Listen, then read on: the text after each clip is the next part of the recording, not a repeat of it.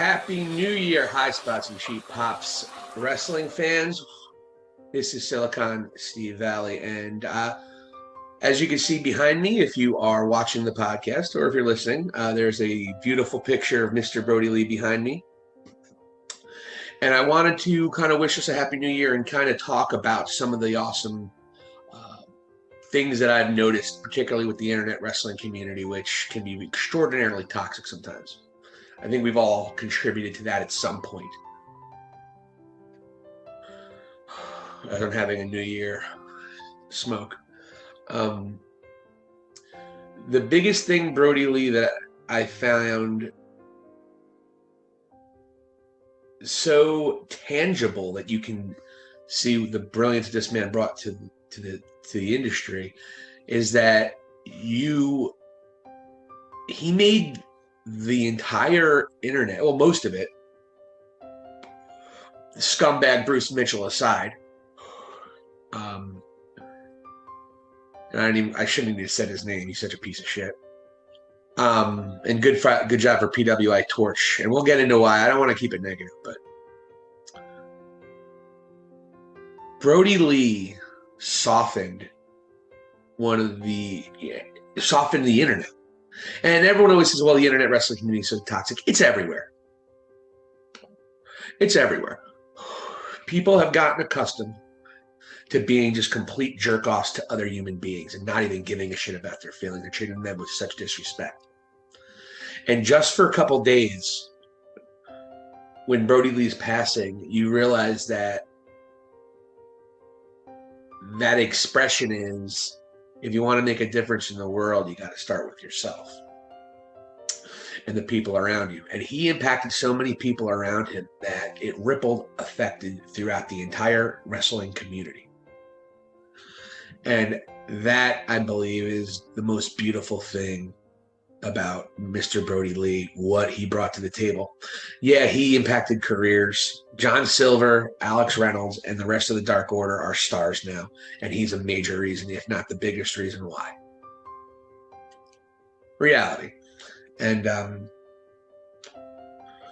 he's going to be kind of a cult hero. Because, like Jericho said, and I'll have another thing on Jericho. I got to do a whole rant on Jericho's broadcasting. But Jericho made a really, really lot of great points on Wednesday night. And we'll also talk about the AEW tribute show, which to me was the greatest tribute show ever. It was everything Eddie Guerrero's Owen Hart's was. Benoit's was really good too until they realized he murdered his family. And I kind of threw some salt, threw some water on that fire of love. But the one difference is how personal AEW made it.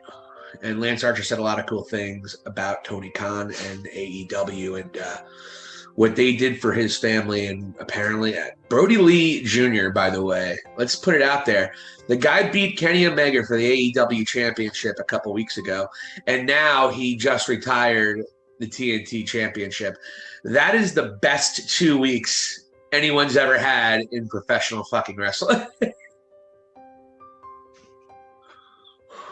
Debuts and he wins the two biggest championships in the second biggest wrestling company in North America. Not bad, kid. But yeah, the beauty of it all is how much love and kindness has emanated because of this man. And I think it would be really cool if we all did this in 2021. We try to keep that fucking spirit. Let's love each other more. Let's be kind. Just because we disagree, just because you might think Baron Corbin's the greatest heel on the planet and I think he's dog shit, not dog food, that doesn't mean I'm a jerk off. It just means I have a different opinion. So let's be kinder to each other, folks. Let's be nicer. Let's not try to clown somebody just because they love Roman Reigns and you think Roman Reigns sucks. I mean, if you think Roman Reigns sucks now, then you don't. then I don't know. Roman Reigns is other level right now. If you hated him just because it was the cool thing to hate him, like it was cool to hate John Cena, that's cool. All right, I get it. But now he's turned heel and he's brilliant at it. He found his voice.